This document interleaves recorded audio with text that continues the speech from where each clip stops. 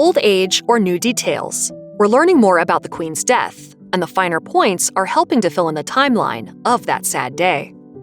Now that the official royal mourning period has ended, new details about Queen Elizabeth II's passing have now been revealed, including her death certificate, which lists, among other things, her official cause of death. The document, released by the National Records Office of Scotland, shows that the Queen's official cause of death is listed as old age.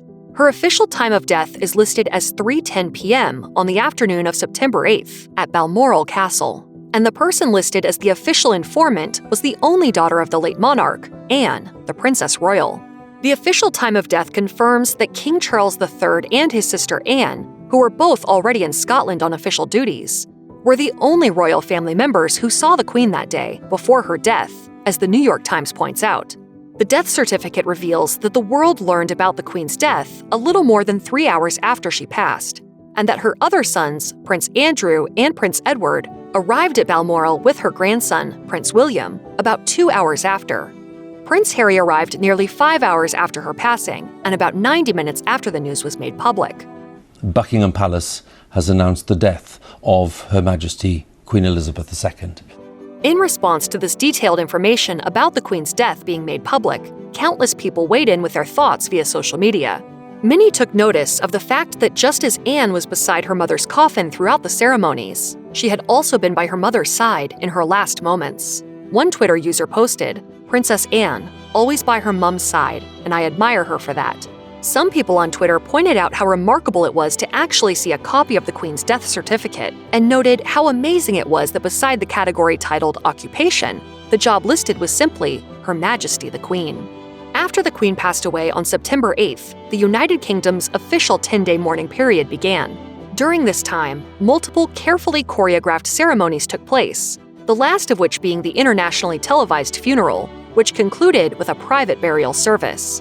The Queen was buried beside her late husband, Prince Philip, at King George VI Memorial Chapel.